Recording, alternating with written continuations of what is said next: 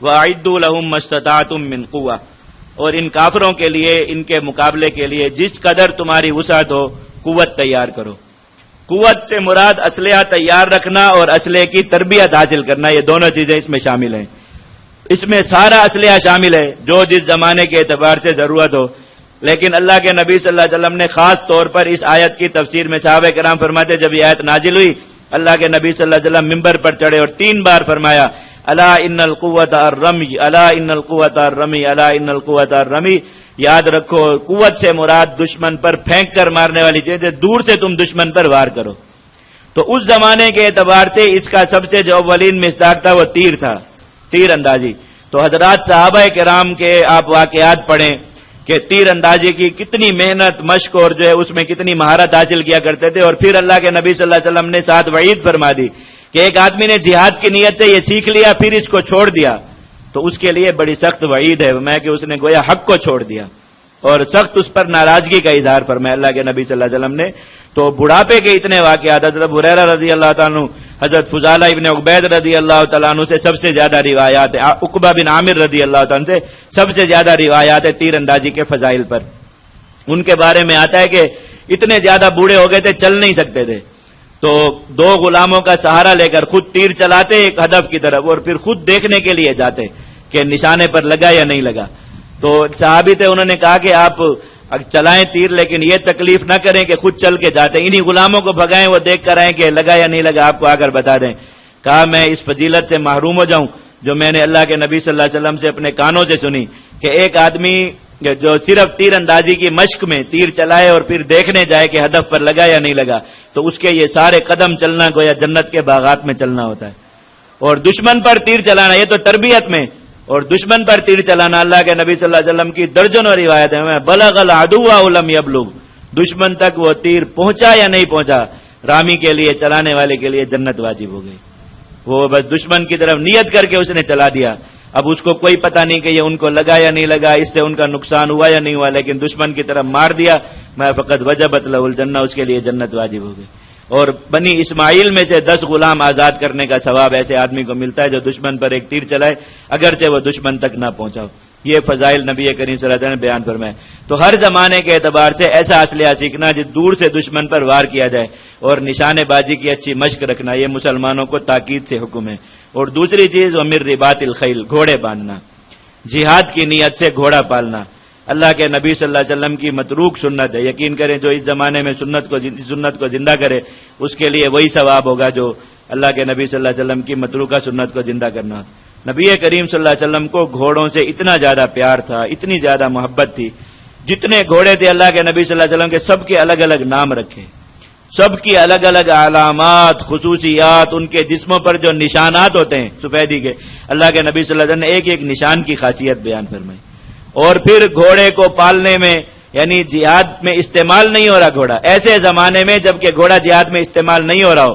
اس زمانے میں اس کو پالنے کے اتنے فضائل ہیں، آپ تصور کریں جس وقت میں وہ جہاد کے لیے بھی استعمال ہوتا ہے اس کے کیا فضائل ہوں گے۔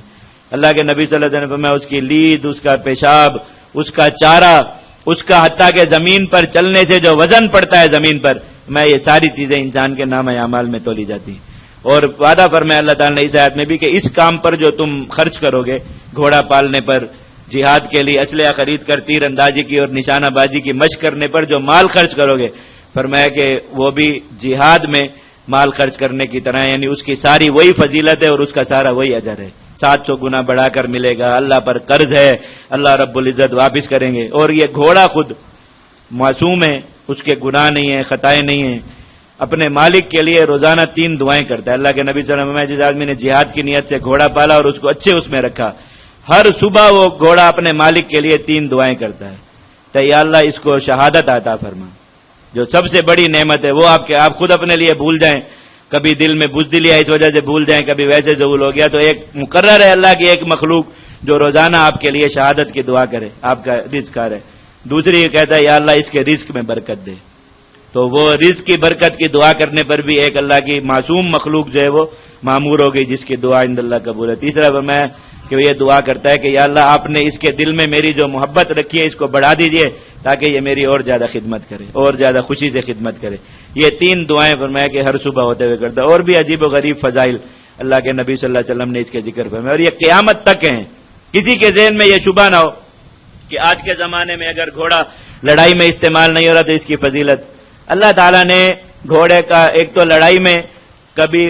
آج کل بھی گھوڑے لڑائی میں استعمال ہوتے ہیں، اور بہت سے ایسے علاقے ہیں جہاں پیدل لڑائی نہیں ہو سکتی، گھوڑوں کو لڑائی میں استعمال کرنا پڑتا ہے، ابھی بھی اس کا یہ کردار۔ لیکن اگر یہ نہ بھی ہو تب بھی تربیت جہاد جو خود ایک فریضہ ہے، اس میں جو گھوڑے کا کردار ہے یہ کبھی ختم نہیں ہوتا۔ انسان کو جہاد کے لیے دل اور جسم کی جس مضبوطی کی ضرورت ہے، گھڑ سواری سے بہتر کوئی ذریعہ نہیں ہے اس مضبوطی کو حاصل کرنے کا۔ جس کو یقین نہ ہو تجربہ کر کے دیکھ لے،